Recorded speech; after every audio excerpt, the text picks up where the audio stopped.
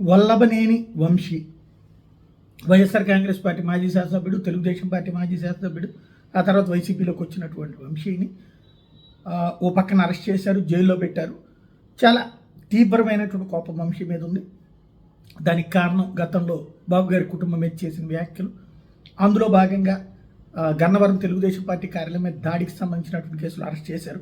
అయితే దానికి నోటీస్ ఇచ్చి విచారించే లోపుగా అతను రివర్స్లో ఎవరైతే ఆ కంప్లైంట్ ఎవరి పేరు మీద ఉందో ఆ సత్యవర్ధన్తోనే మాట్లాడి వ్యవహారాన్ని సెటిల్ చేసే ప్రయత్నం చేయడంతో అతను కాస్త 164 స్టేట్మెంట్ కోర్టులో ఇచ్చి తన మీద బలవంతంగా తను తెలియదని చెప్పి చెప్పటం, దాంతో కథ మారింది. అయితే వెంటనే తేరుకున్నటువంటి తెలుగుదేశం పార్టీ ఆ సత్యవర్ధన్ మీదనే ఒక కేసు పెట్టి నువ్వు తప్పనిసరిగా మేము చెప్పినట్టు వినాల్సిందే అని చెప్పడంతో ఫైనల్గా అతను కిడ్నాప్ చేశాడని చెప్పి మళ్ళీ ఇంకోసారి స్టేట్మెంట్ ఇచ్చి 164 స్టేట్మెంట్ ఇంకోసారి ఇచ్చి ఆ తర్వాత దాని ఆధారంగా అంటే అది ఇంకా చేయకముందే వంశీని అరెస్ట్ చేశారు. ఆ తర్వాత సత్యవర్ధన్ నివేదిక ఏదో సత్యవర్ధన్ స్టేట్మెంట్ ఆధారంగా జైల్లో ఉన్నాడు. తనని 3 రోజుల పాటు విచారించేందుకు తాజాగా కోర్టు అనుమతించింది. అయితే అక్కడతో వదిలిపెట్టే ఉద్దేశం లేదు, ఎందుకంటే ఇంకా కేసు రేపు మాకు క్లోజ్ అయిపోతుంది. ఇప్పుడు సత్యవర్ధన్ ఒకే వ్యక్తి 2 సార్లు అదే మ్యాజిస్ట్రేట్ ముందు భిన్నమైనటువంటి స్టేట్మెంట్ ఇచ్చినప్పుడు వ్యాలిడ్ కాదు. రెండో పాయింట్ ఏంటంటే బెయిల్ తొందరగా వచ్చేస్తుంది. సరే కేసు నడుస్తుంది, 2 ఏళ్ళు పోద్దా 3 ఏళ్ళు పోద్దా తర్వాత కొట్టేయడం సహజంగా జరుగుతుంది.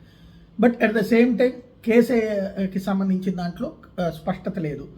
ఇంకా నెక్స్ట్ ఏదో ఒకటి చేయాలి తను. ఇప్పుడు తాజాగా స్పెషల్ ఇన్వెస్టిగేషన్ టీం ఒకటి ఐపీఎస్ అధికారి అశోక్ కుమార్ నేతృత్వంలో ఒక స్పెషల్ ఇన్వెస్టిగేషన్ టీంని వేశారు. ఈ టీము వంశీ అనుచరుల అరాచకాల మీద విచారిస్తుంది. ఏమిటి అరాచకాలు అంటే ఇసుకో మైనింగో ఇంకోటో చేసి ఉంటాడు అన్నటువంటి పత్రికల్లో వచ్చిన అభియోగాల ఆధారంగా విచారణ చేస్తుంది. వాస్తవంగా ఇది ప్రొలాంగ్ గేమ్ తప్పించి మరేముండదు.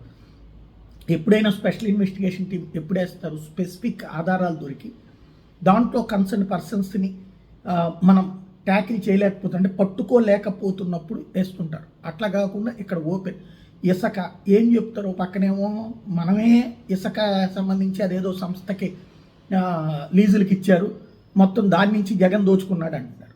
మరి జగన్ దోచుకుంటుంటే వంశీకి ఎందుకు ఇస్తాడు వాటా? అలాగే మైనింగ్ పెద్దిరెడ్డి దోచుకున్నాడు అని రోజు పత్రికల్లో రాస్తున్నాం. మరి పెద్దిరెడ్డి దోచుకున్నట్టు వంశీకి ఎందుకు ఇస్తాడు వాటా కామన్గా అయితే కనుక?